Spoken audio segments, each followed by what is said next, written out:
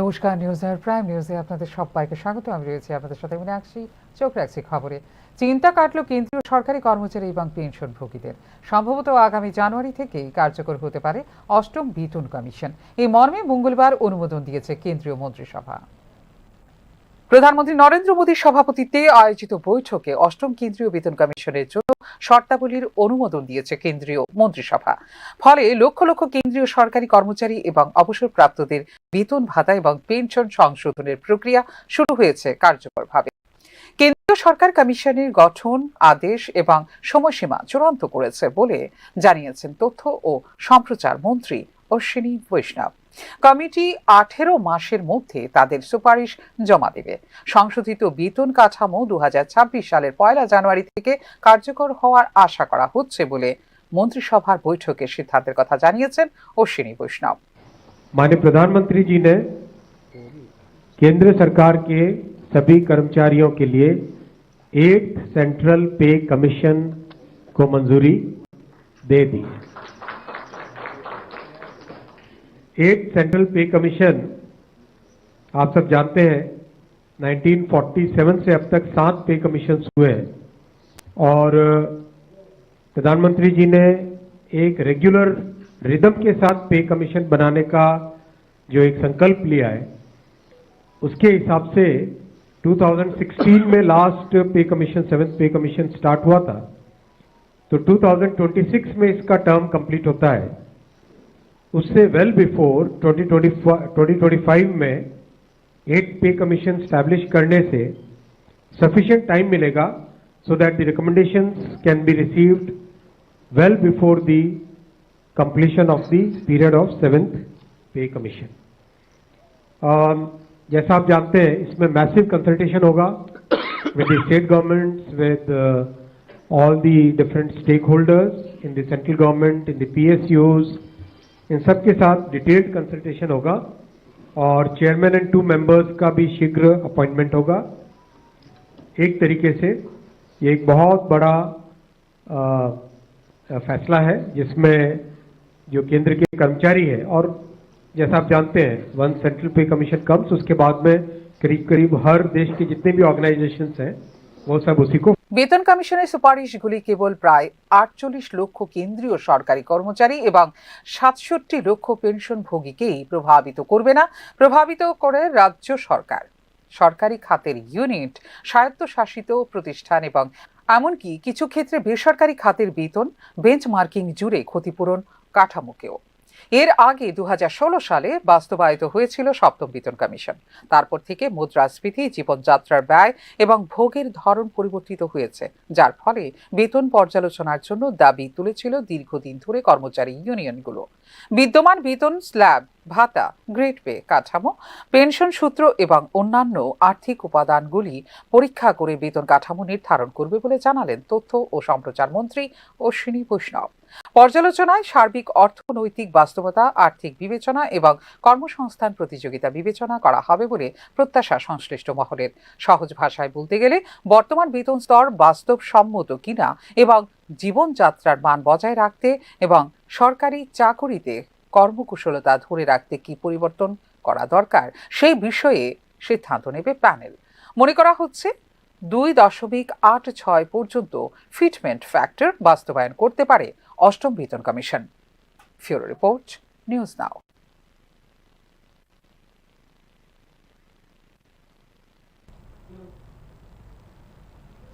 চোখ রাখছি পরে খবরে। ডিজিটাল জ্ঞান ও প্রযুক্তি নির্ভর ভবিষ্যতের পথে দ্রুত এগিয়ে চলেছে ত্রিপুরা। রাজ্য শিক্ষা ব্যবস্থাকে আরও আধুনিক ও সংযুক্ত করতে মঙ্গলবার মুখ্যমন্ত্রী ডাক্তার মানিক সাহা চালু করলেন 2টি গুরুত্বপূর্ণ উদ্যোগ। সরকারি ডিগ্রি কলেজগুলোতে বিনামূল্যে ওয়াইফাই পরিষেবা এবং মুখ্যমন্ত্রী যুব যোগাযোগ যোজনা করলেন সম্প্রসারণ।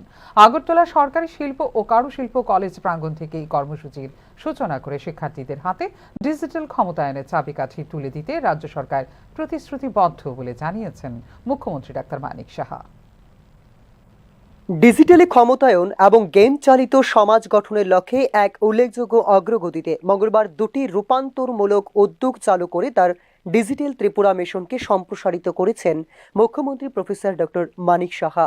11 সরকারি ডিগ্রি কলেজগুলিতে বিনামূল্যে ওয়াইফাই সংযোগের ব্যবস্থা এবং 2025-26 শিক্ষাবর্ষের জন্য মুখ্যমন্ত্রী যুব যোগাযোগ যোজনা অব্যাহত রাখার ঘোষণা দেন মুখ্যমন্ত্রী। মঙ্গলবার আগরতলা লিচু বাগানের সরকারি শিল্প ও কারুশিল্প কলেজে আয়োজিত অনুষ্ঠানে এই দ্বৈত উদ্যোগের সূচনা করেন মুখ্যমন্ত্রী professor doctor Manik Saha. Digital Tripura উদ্যোগের অংশ হিসাবে উচ্চশিক্ষা বিভাগের সহযোগিতায় ডিজিটাল শিক্ষা গবেষণা এবং অ্যাক্সেস যোগ্যতা বৃদ্ধির জন্য সমস্ত সরকারি ডিগ্রি কলেজে উচ্চ গতির এবং নিরাপদ ওয়াইফাই নেটওয়ার্ক স্থাপন করেছে রাজ্য সরকার বলে জানিয়েছেন মুখ্যমন্ত্রী। সরকার আসার পর কিন্তু আমরা শুরু করেছিলাম মুখ্যমন্ত্রী যে যোগাযোগ যে প্রকল্পটা, সেখান থেকে আমরা সাধারণত যারা ফাইনাল ইয়ার তাদেরকে এই 5,000 টাকার যে মোবাইল কিনবার জন্য তাদেরকে টাকা দিতাম। এ নিয়ে ক্যাবিনেটও আলোচনা হয়েছিল এবং আজকে উনি বলছিলেন যে এটাকে যদি আমরা, কারণ ফাইনাল ইয়ারকে তো দেবই, কিন্তু পাশাপাশি যদি ফার্স্ট ইয়ার সেকেন্ড ইয়ার এদেরকেও যদি একবারে আমরা দিয়ে দিই তাহলে প্রথম থেকে আমাদের এটা রেগুলারাইজ হবে। কারণ ওরা চলে গেলে কোথায় ব্যবহার করবে এই যে মোবাইলটা বা কিভাবে ব্যবহার করবে আমাদের জানা নেই। কাজে স্কুলে বা কলেজে যদি থাকে তাহলে কলেজের মধ্যে এডুকেশন পারপাসে বা যে ইনোভেটিভ কোনো চিন্তাধারা থাকলে, যদি তার প্রজেক্টের কোনো বিষয় থাকে, তার কিছু জানার বিষয় থাকে, কলেজ দেওয়ার উদ্দেশ্যটা হচ্ছে কলেজে তার ব্যবহার। এর মধ্যে আবার ওয়াইফাই এরও ব্যবস্থা হচ্ছে। ওয়াইফাই এর ব্যবস্থা, তার আলাদা করে পয়সা খরচ করতে হবে না। তো ওয়াইফাই এর ব্যবস্থা থাকাতে এই সুবিধাটা প্রায় 3 বছর সমানে তার বেনিফিট কিন্তু তারা পাবে। এবং কেন নিজের পয়সা খরচ করে তার এই যে নেটের পয়সা খরচ করবে, সেই ব্যবস্থাটা আজকে যে এতগুলো কলেজে আমরা প্রায় 11টা কলেজে আজকে আমরা করলাম। তো আস্তে আস্তে করে আমরা 30টা কলেজে আমরা মোটামুটি সম্পূর্ণ আমরা করছি এখানে, এবং কত টাকা খরচ হয়েছে সেটাও বলা হচ্ছে। তো আমাদের ছেলে মেয়েদের কিন্তু সেইভাবে এখন এদিন দ্বিতীয় পর্যায়ে 11টি সরকারি ডিগ্রি কলেজের জন্য এই সুবিধা চালু করা হয়েছে। পূর্বে এই সুবিধা 19টি কলেজে সম্প্রসারিত করা হয়েছিল। 2024 সালের অক্টোবরে শুরু হওয়া এই উদ্যোগের প্রথম ধাপে 19টি কলেজকে 100 Mbps ব্যাকবোন নেটওয়ার্কের সাথে সংযুক্ত করা হয়েছে। নতুন উদ্বোধন করা দ্বিতীয় ধাপটি বাকি 11টি কলেজের সাথে সংযোগ স্থাপন করেছে। প্রতিটি কলেজে গড়ে 20টি ওয়্যারলেস অ্যাক্সেস পয়েন্ট রয়েছে, যা নিশ্চিত করেছে ক্যাম্পাস ব্যাপী নির্বিঘ্ন কভারেজ। 12.32 কোটি টাকা বিনিয়োগের মাধ্যমে এই প্রকল্পটি শিক্ষার্থী, অনুষদ এবং কর্মীদের জন্য নির্ভরযোগ্য ইন্টারনেট অ্যাক্সেস প্রদান করে, যা ত্রিপুরার উচ্চশিক্ষার রূপান্তরের দিকে এটি বড় পদক্ষেপ বলে জানিয়েছেন মুখ্যমন্ত্রী প্রফেসর ডক্টর মানিক সাহা। প্রথম 2024 সালের অক্টোবর মাসে আমরা প্রথম এটার উদ্বোধন করি এবং দ্বিতীয় পর্যায়ে আস্তে আস্তে করে আমরা বিভিন্ন কলেজে শুরু করি। এবং এখানে এই যে 20টি কলেজে যে ওয়্যারলেস অ্যাক্সেস পয়েন্টও দেওয়া হয়েছে, যে এক একটা প্রতি এভরি কলেজে 20টি করে 20টি করে ওয়্যারলেস অ্যাক্সেস পয়েন্ট, যাতে সব জায়গায় কলেজের মধ্যেও যাতে এটা ফার্স্ট হয় এবং কোনো জায়গায় যে বল না এখানে আসছে না। তো ডিজিটাল যে শিক্ষা আমাদের যে ইচ্ছা সেটা যেন আগামী দিন হয়, সেই দিশায় আমরা কাজ করছি। আমি আজকের মুখ্যমন্ত্রীর যুব যোগাযোগ যোজনায় যেটা একটু আগে আমরা বললাম যে এই প্রকল্পটি তথ্য প্রযুক্তির দপ্তরে সেটা বাস্তবায়ন করা হয়েছে এবং 2025-26 অর্থ বছরে সরকারি কলেজের প্রায় 20,000 শিক্ষার্থীকে, আমার কাছে যা ডাটা আছে সেখানে স্মার্টফোন ক্রয়ের জন্য 5,000 টাকা করে দেওয়া হবে। তো এতে করে প্রায় 10 করোড় আমাদের যে ফিনান্স ডিপার্টমেন্ট থেকে সেটা দেওয়া হচ্ছে। আজকে আমি একটা কথাই বলবো, যারা যুব সম্প্রদায়রা এখানে আছেন, স্কুলের কলেজের যারা ছাত্রছাত্রীরা আছেন, তাদেরকে আমি বলবো যে প্রপার ব্যবহার এই প্রযুক্তিকে প্রপার এবং প্রযুক্তিকেও জানার জন্য প্রযুক্তিকে ব্যবহার করতে হবে। আমার প্রযুক্তিকে জানার জন্য প্রযুক্তিকে ব্যবহার করতে হবে এই কারণে যে অনেক কিছু আছে যেগুলো মানে সেখান থেকেও নতুন কিছু জানা মানে সুবিধা থাকে। এই উদ্যোগটি কেবল ডিজিটাল বৈষম্য দূর করে না, বরং শিক্ষার্থীদের মধ্যে সহযোগিতা, উদ্ভাবন এবং ডিজিটাল সাক্ষরতাকেও উৎসাহিত করে। ডিজিটাল পরিকাঠামো সম্প্রসারণের পরিপূরক হিসাবে মুখ্যমন্ত্রী যুব যোগাযোগ যোজনায় স্নাতক শেষ বর্ষের শিক্ষার্থীদের স্মার্টফোন কেনার জন্য 5,000 টাকা পর্যন্ত অনুদান প্রদান করে শিক্ষার্থীদের ক্ষমতায়ন অব্যাহত রেখেছে রাজ্য সরকার বলে জানিয়েছেন মুখ্যমন্ত্রী। 2020 সালে প্রতিষ্ঠার পর থেকে এই প্রকল্পটি 50,000-এরও বেশি শিক্ষার্থীকে উপকৃত করেছে, যেখানে মোট ব্যয় হয়েছে 25.39 কোটি টাকা। 2024-25 শিক্ষাবর্ষের অধীনে 40টি সরকারি কলেজের প্রায় 20,000 শিক্ষার্থী এই সুবিধা পাবে, যার বাজেট বরাদ্দ হয়েছে 10 কোটি টাকা। রাজ্য মন্ত্রিসভা এই প্রকল্পটি 2026-27 শিক্ষাবর্ষ পর্যন্ত বাড়িয়েছে, যা ক্রমবর্ধমান সংযুক্ত বিশ্বে সাফল্যের জন্য প্রতিটি শিক্ষার্থীকে ডিজিটাল সরঞ্জাম দিয়ে সজ্জিত করার জন্য সরকারের অটল প্রতিশ্রুতি প্রতিফলিত করে বলেও এদিন উল্লেখ করেন মুখ্যমন্ত্রী ডক্টর মানিক সাহা। এদিন নিউ জেনারেশন ইনোভেশন নেটওয়ার্ক প্রকল্পের অধীনে স্বীকৃত বিভিন্ন কারিগরি ও শিক্ষা প্রতিষ্ঠানের স্টলও পরিদর্শন করেন মুখ্যমন্ত্রী। শিক্ষার্থীদের মধ্যে উদ্ভাবন এবং উদ্যোক্তাদের উৎসাহিত করা, একাডেমিক প্রকল্পগুলিকে সমর্থন, আর্থিক সহায়তা প্রদান এবং প্রতিষ্ঠানগুলির মধ্যে স্টার্টআপ ইনকিউবেশনকে প্রাথমিকতা দেওয়াই এই প্রকল্পের মূল উদ্দেশ্য। ব্যুরো রিপোর্ট, নিউজ নাও। আগে এখান থেকে বাংলাদেশে গিয়ে আই কার্ড বানিয়ে প্রতিষ্ঠিত হয়েছিল অনেকে। তাদেরকে চিহ্নিত করার কাজ শুরু করেছে রাজ্য সরকার। সিমনা বিধানসভা কেন্দ্রে আয়োজিত দলীয় একটি যোগদান সভায় বক্তব্য রাখতে গিয়ে এমনটাই জানালেন মুখ্যমন্ত্রী ডাক্তার মানিক সাহা। সিএ এর মাধ্যমে নাগরিকত্ব প্রাপকরা এডিসি এলাকাতে বসবাস করতে পারবেন না বলেও এদিন উল্লেখ করেন মুখ্যমন্ত্রী।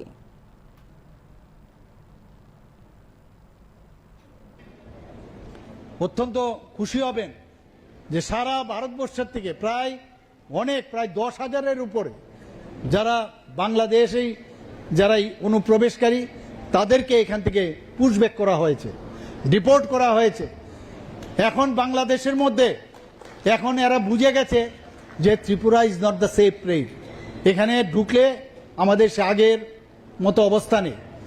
আগে আসতো, আসার পরে সে ভারতবর্ষের বিভিন্ন জায়গায় চলে যেত, সেখানে গিয়ে আই কার্ড বানাতো এবং ভারতবাসী হিসাবে সে সেখানে প্রতিষ্ঠিত হতো। আমাদের এখন যে সরকার, কেন্দ্রীয় সরকার, আমরা ডিসিশন নিয়েছি রাজ্য সরকারের সাথে তাল মিলিয়ে যে এদেরকে আইডেন্টিফাই করতে হবে। আমি যে সংখ্যাটা বললাম, এরকম অনেককে যখন আমরা ভিতরে ঢুকিয়ে দেওয়ার পরে বর্ডার সিকিউরিটি ফোর্সের কালকেও আমার সাথে অফিসার দেখা করেছিলেন, আমি ওনাদেরকে জিজ্ঞেস করলাম এবং অনুপ্রবেশকারী আর যারা ওখানে নিপীড়িত, এটা কিন্তু বুঝতে হবে। আমি বিধানসভার মধ্যে বারবার বলেছি এবং বিধানসভাতে আমি কি বলেছি যে যারা কেন্দ্রীয় সরকার ডিসিশন নিয়েছে, যারা ওইখানে মাইনরিটি আছে, যে যারা হিন্দু, যারা খ্রিস্টান, যারা ওইখানের শিখ আছে, যারা ওইখানের যে জৈন ধর্মাবলম্বী আছে, তারা সেখানে নিপীড়িত, তারা যদি ভারতবর্ষে আসে 2014-এর 31 ডিসেম্বর মধ্যে তাদেরকে নাগরিকত্ব দেওয়া হবে। কিন্তু সেটা 6th শিডিউলে এডিসির মধ্যে সেটা প্রয়োগ হবে না। তারা কিন্তু সেখানে থাকতে পারবে না, নন এডিসি এলাকায় থাকতে পারবে। তো ভারত সরকারের এই ডিসিশন আমাদের মানতে হবে। এখন বলছে 2024-এর 31 ডিসেম্বর পর্যন্ত এই ধরনের যারা নিপীড়িত আছে তাদেরকে তাদের বাঁচার অধিকার রক্ষার জন্য আমরা সেই কাজটা করতে হবে। এই বিষয়টা আমাদের নিশ্চয়ই আমাদের বোঝা উচিত।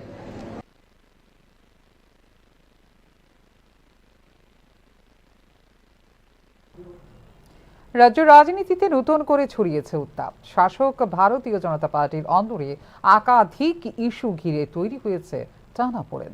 প্রেক্ষিতে পরিস্থিতি নিয়ন্ত্রণে আনতে তৎপর হয়েছে দলের কেন্দ্রীয় নেতৃত্ব। রাজনৈতিক বিশেষজ্ঞদের মতে রাজ্যের ভবিষ্যৎ রাজনৈতিক সমীকরণের মোড় ঘুরিয়ে দিতে পারে এই হস্তক্ষেপ। ত্রিপুরার রাজনৈতিক অঙ্গনে উত্তেজনা ও জল্পনা দুই তুঙ্গে বর্তমানে। শাসক বিজেপির ভেতরে অসন্তোষ, নেতৃত্বের প্রতিযোগিতা ও সাংগঠনিক বিভাজন নিয়ে আলোচনা এখন রাজ্য রাজনীতির কেন্দ্রবিন্দু। দলের ভেতরে মতবিরোধ ক্রমেই প্রকাশ্যে আসায় বিষয়টিকে অত্যন্ত গুরুত্বের সঙ্গে দেখছে কেন্দ্রীয় নেতৃত্ব।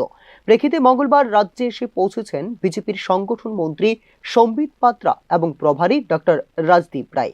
তাদের সফরকে ঘিরে দলের ভেতরে ও বাইরে শুরু হয়েছে নানান জল্পনা। প্রদেশ সভাপতি থেকে শুরু করে বিভিন্ন জেলা নেতৃত্ব, বিধায়ক এবং সাংগঠনিক দায়িত্বপ্রাপ্ত নেতাদের সঙ্গে ধারাবাহিক বৈঠক করছেন তারা। দলের অভ্যন্তরীণ সংকট নিরসন, সাংগঠনিক ঐক্য ফিরিয়ে আনা এবং ভবিষ্যতের রাজনৈতিক রূপরেখা নির্ধারণই হলো আলোচনার মূল উদ্দেশ্য। সূত্রের দাবি, বৈঠকে তার মতামত ও পর্যবেক্ষণ তুলে ধরবেন রাজ্যের মুখ্যমন্ত্রী প্রফেসর ডক্টর মানিক সাহাও। দলের অভ্যন্তরে যে অসন্তোষ ও সমন্বয়হীনতার অভিযোগ উঠছে তা কতটা বাস্তব এবং এর কারণ কি তা নিয়েও আলোচনা হবে খোলামেলা। রাজনৈতিক পর্যবেক্ষকদের মতে কেন্দ্রীয় নেতৃত্বের এই সফর নিছক সাংগঠনিক পর্যালোচনা নয়, বরং পর্যবেক্ষকদের মতে কেন্দ্রীয় নেতৃত্বের এই সফর নিছক সাংগঠনিক পর্যালোচনা নয়, বরং দিচ্ছে আসন্ন রাজনৈতিক পুনর্বিন্যাসের ইঙ্গিত। ত্রিপুরায় বিজেপির উত্থান হয়েছিল দলীয় শৃঙ্খলা ও শক্তিশালী সাংগঠনিক কাঠামোর উপর ভিত্তি করে, কিন্তু ইতিমধ্যেই শৃঙ্খলার অভাব এবং অভ্যন্তরীণ প্রতিযোগিতার চাপে ক্রমেই প্রভাবিত হচ্ছে দল। কেন্দ্রীয় নেতৃত্বর এই সরাসরি হস্তক্ষেপের মাধ্যমে দলের দিক নির্দেশনার পাশাপাশি নেতৃত্ব কাঠামোতে পরিবর্তনের সম্ভাবনা তৈরি করতে পারে বলে মনে করছেন রাজনৈতিক বিশ্লেষক মহল। ত্রিপুরায় বিজেপি এখন এক ধরনের অভ্যন্তরীণ ভারসাম্য সংকটে ভুগছে। কেন্দ্রীয় নেতৃত্বের তৎপরতা স্পষ্ট করছে যে তারা শুধু সংকট সামাল নয়, দলীয় পুনর্গঠনের প্রস্তুতিও নিচ্ছে বলে মনে করেন রাজনৈতিক বিশ্লেষকদের একাংশ মহল। দলের মধ্যে নেতৃত্বের মতবিরোধ ও স্থানীয় স্তরের অসন্তোষের কারণে সাংগঠনিক শক্তি ক্ষয়ে যেতে পারে। এক্ষেত্রে যদি কেন্দ্র দ্রুত কার্যকর পদক্ষেপ না নেয়, বিরোধীরা এই পরিস্থিতিকে কাজে লাগাতে পারে বলে নিশ্চিত রাজনৈতিক বিশ্লেষকরা। ত্রিপুরায় বিজেপির এই সংগঠনমূলক হস্তক্ষেপ কেবল সংকট মেটানোর উদ্যোগ নয়, বরং রাজ্যের ভবিষ্যৎ রাজনীতির নতুন দিক নির্দেশনা নির্ধারণ করতে পারে বলে দলের কেন্দ্রীয় নেতৃত্বের এই হস্তক্ষেপ। তাই ত্রিপুরার রাজনীতিতে বিজেপির কেন্দ্রীয় নেতৃত্বের এই উদ্যোগ এখন সবচেয়ে আলোচিত বিষয়। দলীয় ঐক্য পুনঃপ্রতিষ্ঠা করতে পারলে নিজেদের ঘাঁটি আরো মজবুত করতে পারবে বিজেপি, কিন্তু দলীয় যদি অভ্যন্তরীণ মতবিরোধ অব্যাহত থাকে তাহলে আসন্ন সময় রাজ্যের রাজনৈতিক সমীকরণে বড় রদবদলের সম্ভাবনাও উড়িয়ে দিচ্ছেন না রাজনৈতিক বিশ্লেষকরা। ব্যুরো রিপোর্ট, নিউজ নাও। ত্রিপুরার প্রশাসনিক অগ্রযাত্রায় নতুন দিগন্ত খুলে দিল রাজ্য মন্ত্রিসভা। বিদ্যুৎ নিগমে 104 জন ইঞ্জিনিয়ার নিয়োগ, নলছড়ে মহিলা মহাবিদ্যালয় গড়ে তোলার জন্য নেওয়া হয়েছে সিদ্ধান্ত। মুখ্যমন্ত্রী ডাক্তার মানিক সাহার পৌরোহিত্যে মহাকরণে অনুষ্ঠিত হয় রাজ্য মন্ত্রিসভার বৈঠক। বৈঠকে সর্বাধিক গুরুত্বপূর্ণ সিদ্ধান্ত হিসেবে বিদ্যুৎ নিগমে 104 জন ইঞ্জিনিয়ার নিয়োগের দেওয়া হয় অনুমোদন। মন্ত্রিসভার সাম্প্রতিক ইতিহাসে এত বড় সংখ্যক ইঞ্জিনিয়ার নিয়োগের সিদ্ধান্ত এক রেকর্ড বলে মঙ্গলবার আয়োজিত সাংবাদিক সম্মেলনে জানিয়েছেন রাজ্য মন্ত্রিসভার সদস্য সুশান্ত চৌধুরী। বিদ্যুৎ দপ্তরের মাধ্যমে খুব শীঘ্রই নোটিফিকেশন জারি হবে এবং আলাদা পরীক্ষার মাধ্যমে এই নিয়োগ সম্পন্ন হবে বলে সাংবাদিক সম্মেলনে রাজ্য মন্ত্রিসভার এই সিদ্ধান্তের কথা জানিয়েছেন মন্ত্রী Sushanta Chowdhury. State electricity corporation লিমিটেডের অধীন 104 জন ম্যানেজার পোস্ট নিয়োগ করা হবে এবং টিএসসিসিএল আগেও তারা করেছে।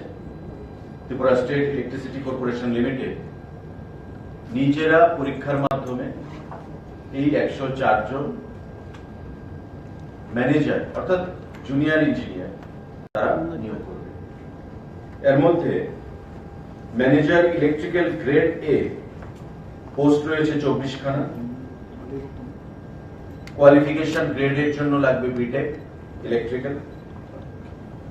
Manager mechanical grade A post রয়েছে 4 খানা। কোয়ালিফিকেশন লাগবে B Tech mechanical. Manager civil grade A post রয়েছে 8 খানা, অর্থাৎ সিভিলে বিটেক লাগবে। ম্যানেজার ইলেকট্রিক্যাল গ্রেড বি 58 খানা পোস্ট রয়েছে 58। কোয়ালিফিকেশন লাগবে diploma in electrical. Manager mechanical grade B 2খানা পোস্ট, কোয়ালিফিকেশন লাগবে ডিপ্লোমা মেকানিক্যাল।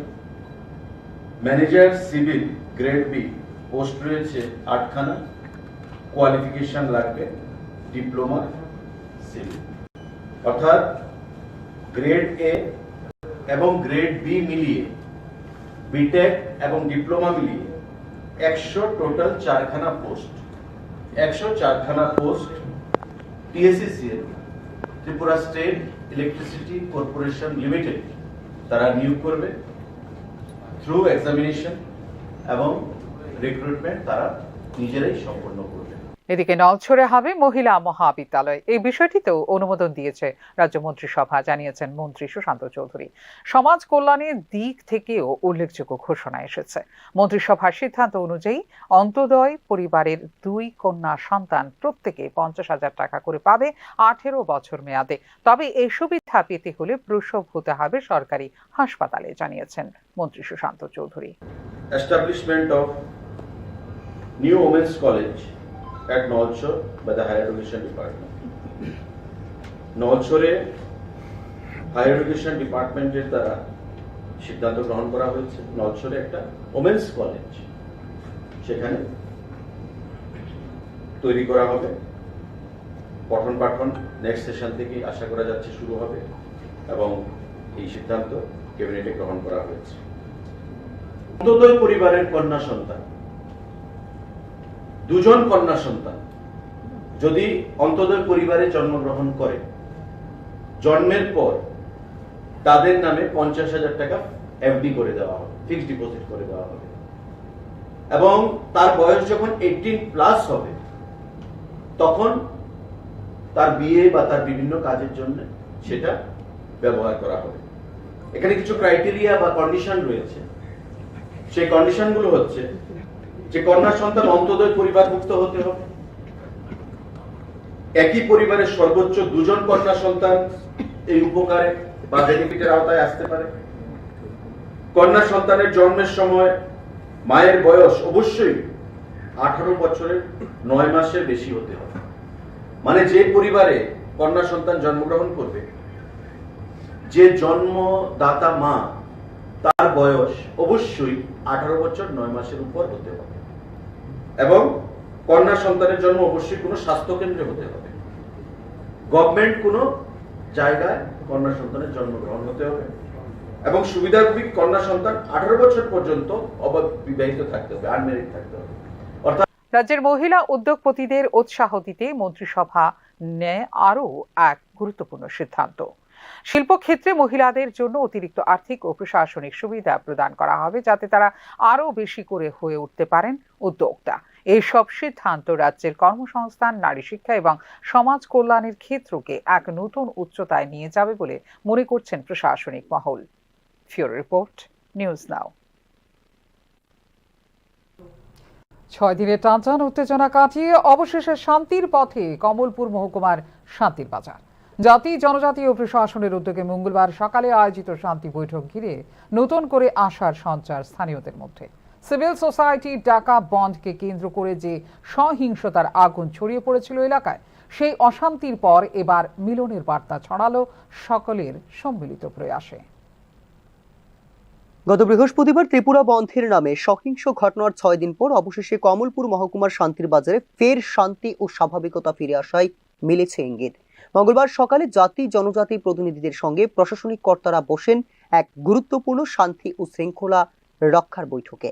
বৈঠকটি আয়োজন করে জেলার পুলিশ প্রশাসন। উপস্থিত ছিলেন স্থানীয় প্রশাসনের উচ্চপদস্থ আধিকারিক, থানার কর্মকর্তারা, পঞ্চায়েত প্রতিনিধি, বিভিন্ন জনজাতি সংগঠনের নেতা এবং সাধারণ নাগরিকরা। আস্তে আস্তে করে পিস কিভাবে রিস্টোর করা যায় সেই জন্য আমরা চেষ্টা করছি। 163 এখনো আছে, এটা যাতে ফেস ওয়াইজ ওঠানো যায় তার জন্য আমরা চেষ্টা করছি।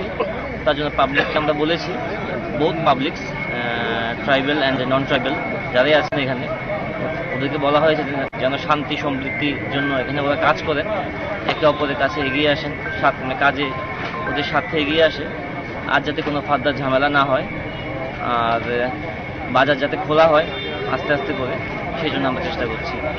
বৈঠকে বিশেষভাবে আলোচনা হয় 23 অক্টোবর পরন্তু বিকেলের ঘটনাকে কেন্দ্র করে।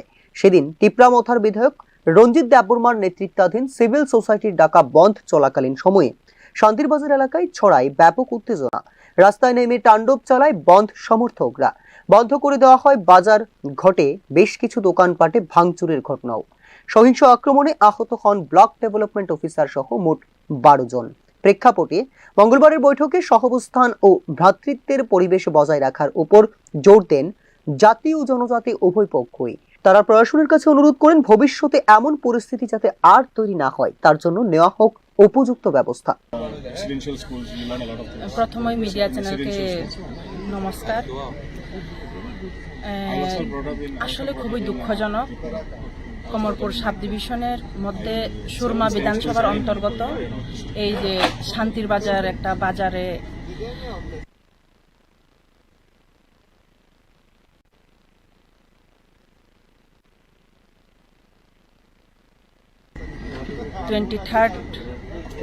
অক্টোবরে যে একটা বন্ধ ডেকেছিল সিভিল সোসাইটি, এই সিভিল সোসাইটির বন্ধ ডাকাতে এখানে একটা গন্ডগোল সৃষ্টি হয়েছিল।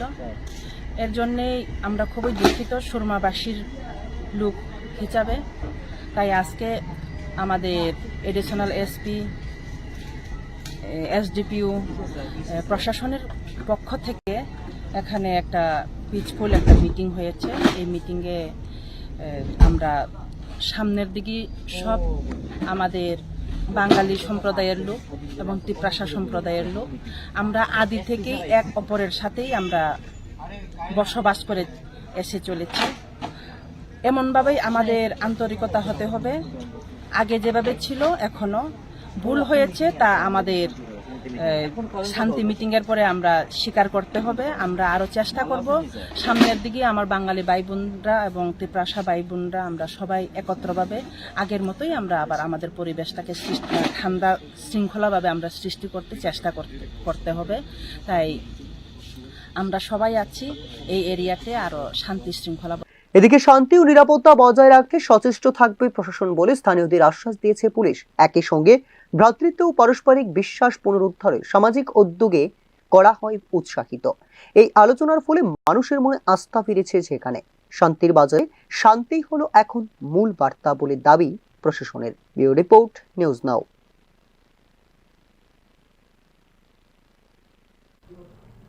জন্মদাতা পিতার হাতে খুন 13 বছরের ছেলে। ঘটনা মেলাঘর থানাধীন কেমতলী বৈদ্যমোড়ায়। মঙ্গলবার মদমত্ত অবস্থায় শিমুল দাস নামে এক ব্যক্তি তার 13 বছরের ছেলে অনুপম দাসকে হত্যা করে রাবার বাগানে ফেলে আসে। খবর পেয়ে ঘটনাস্থলে মেলাঘর থানার পুলিশ পৌঁছায় এবং তল্লাশির মাধ্যমে অভিযুক্ত ব্যক্তিকে গ্রেফতার করে থানায় নিয়ে আসে।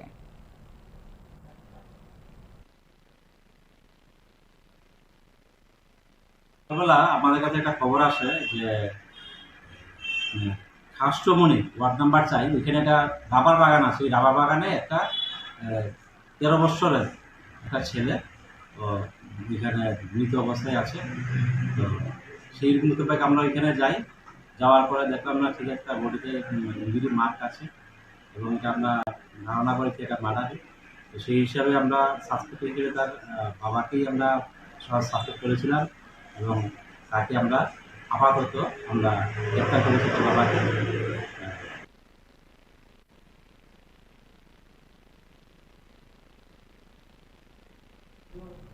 অবশেষে অবসান ঘটল দীর্ঘ প্রতীক্ষার। প্রায় 3 দশক পর মঙ্গলবার শুরু হলো আগরতলা শিলচর বিমান পরিষেবা।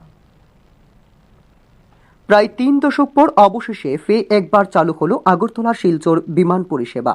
মঙ্গলবার অর্থাৎ 28 অক্টোবর থেকে এই রুটে 180 আসনের এয়ারবাস চালু করল বেসরকারি বিমান পরিষেবা প্রদানকারী সংস্থা ইন্ডিগো। প্রথম পর্যায়ে সপ্তাহে 2 দিন অর্থাৎ মঙ্গলবার ও শুক্রবার এই রুটে চলাচল করবে বিমান। আগরতলা শিলচরের মধ্যে বিমান পরিষেবার ভাড়া শুরু হয়েছে ন্যূনতম 2400 টাকা থেকে। বেসরকারি বিমান পরিষেবা প্রদানকারী সংস্থা ইন্ডিগোর দেওয়া তথ্য অনুযায়ী আগরতলা থেকে বেলা 1:40 রওনা হবে, 2:15 শিলচরে পৌঁছবে বিমানটি। ফিরতি বিমানটি শিলচর থেকে বেলা 2:45 যাত্রা শুরু করে বেলা 3:40 অবতরণ করবে আগরতলায়। উল্লেখযোগ্য বিষয়, শিলচরে যাওয়ার আগে বিমানটি বেঙ্গালুরু থেকে সরাসরি এসে পৌঁছবে আগরতলায়। ফেরার পথে বেঙ্গালুরুর উদ্দেশ্যে আগরতলা ত্যাগ করবে বিমানটি। উল্লেখ করা যেতে পারে, 90-এর দশকে এই রুটে বিমান পরিষেবা বন্ধ করে দিয়েছিল ইন্ডিয়ান এয়ারলাইন্স। তারপর থেকে এই রুটে চলেনি আর কোনো বিমান। ফলে এতদিন সড়ক বা রেলপথে নির্ভর থাকতে হয়েছে যাত্রীদের, যা তুলনামূলকভাবে সময় সাপেক্ষ ও ক্লান্তিকর। নতুন এই পরিষেবা চালু হওয়ায় বাড়তি সুবিধা পাবেন সংশ্লিষ্ট যাত্রীরা। এদিকে গত 26 অক্টোবর থেকে আগরতলা আহমেদাবাদ রুটেও বিমান চালু করছে ইন্ডিগো। প্রতিদিন 180 আসনের এয়ারবাস আহমেদাবাদ থেকে কলকাতা হয়ে আগরতলায় আসবে এবং ফিরে যাবে একই পথে। শুধু তাই নয়, air India express Agartala Bagdogra রুটে 180 আসনের বোয়িং বিমান চালু করেছে একই দিনে। ত্রিপুরার জন্য শিলচর হলো একটি গুরুত্বপূর্ণ স্থান, কারণ উত্তর পূর্বাঞ্চলের মধ্যে এটি হলো একটি প্রধান বাণিজ্য এবং পরিবহন কেন্দ্র, যা অন্যান্য প্রতিবেশী রাজ্য যেমন মিজোরাম এবং মণিপুরকেও সংযুক্ত করেছে আসামের সাথে। দক্ষিণ আসামের প্রবেশদ্বার হিসাবে গুরুত্বপূর্ণ ভূমিকা পালন করে শিলচর।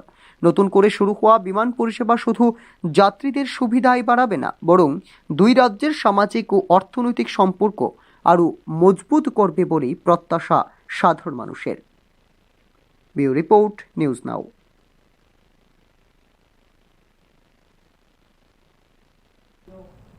এখনকার মতো এই মুহূর্তে সংবাদ এই পর্যন্ত। ওনাদের আপডেটস দেখার জন্য অবশ্যই নজর রাখতে হবে নিউজ নাও পর্দায়। নমস্কার, শুভরাত্রি।